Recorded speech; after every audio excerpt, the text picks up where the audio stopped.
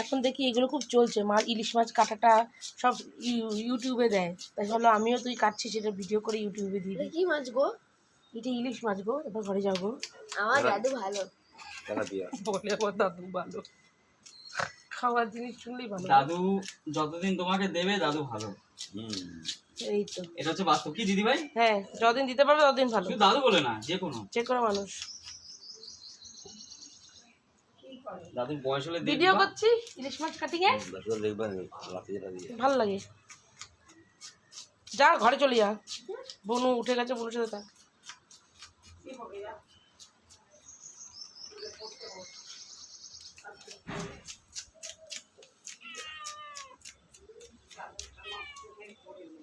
এই দাদু ওই ছেলে বল কি কল্যাণ করতে দেবে না, কল্যাণ যাবে মাছ না আনে মাছ না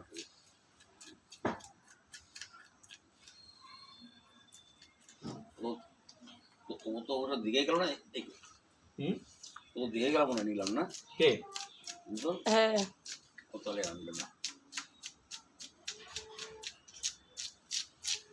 দীঘায় গেলাম সেদিন, এই মাছ চাচ্ছে 1000 টাকা করে। দেখো এই মাছ বলতে ওরা ঘুরে আসবে ওই যে মোহনার ওখানটা। দীঘায় দীঘার দাম বেশি। কোনোদিনও কোনো জায়গায় টুরিস্ট স্পটে গিয়ে কিন্তু কিনবি না। আমরা কিনিনি তো, আমরা জাস্ট দামটা দেখেছি। কি জায়গায় আমরাও গেছি, সবাই তো বলে দীঘায় দাম কম, দীঘায় দাম কম, ওখানেই দাম বেশি। যেই চিংড়ি এখানে বিক্রি হয় বড় বড় মনে করো 500-600, হ্যাঁ সে ওখানে কিনা 1000 টাকা। এই এবার 1 টাকা 80 সাথে ফেলে দিস না কিন্তু। না ওটা আমার আশ ছাড়ানোর জন্য। আর ইলিশের তো কান কোনো সময় করতে নেই, দেখতে নেই। ইলিশের কান কোনো সময় সতেজ পাওয়া না। তেল ফেলিস না, কিচ্ছু করবো না, পিত্তি ফেলে না। সর এবার ডিম না তোর মাথা, তুই চুপ করে থাক। এই যে বলে দাও, এই আমার থেকে জল খাও।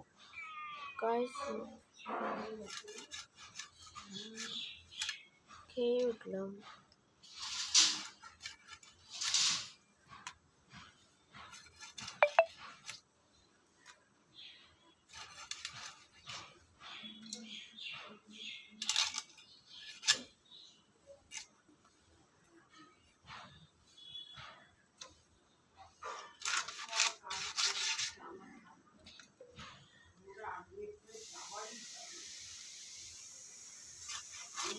সৌমেন না সরে যা। দেখতে দেখবো, দেখতে হবে। এটা যদি একটা মাপ হইতো এটাতে মানে 2 জোড়া 4 জোড়া। এই হ্যাঁ 2 জোড়া, ঠিকই তুই বাবা কত ভালো লাগে। ঠিক 4টে ইলিশ তো 2 জোড়া, ঠিক আছে।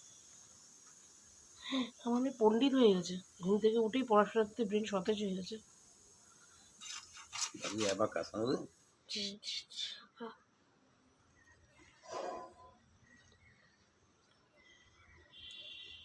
কি এই হাতে যে গন্ধ লেগে থাকবে এতেই খাওয়া হয়ে যায়,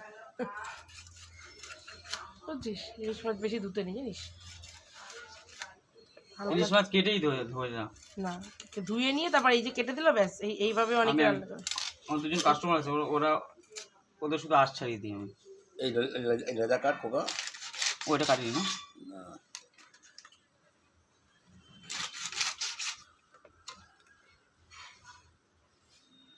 ওই চেরিগুলো পচে গেছে না? না দিচ্ছি, কোনো কিচ্ছু পচেনি। এটা আমি রেখেছি, এই যে খারাপ বলে জিনিসটা কিন্তু তুমি দেখতে পাচ্ছ। আমার তেলের দরকার নেই, কিন্তু জিনিস খারাপ না হয়ে যায়। এই তুমি মাছের ঝোলে তো আর দেবা না, তেল বানাবে, জানি না কি করবো।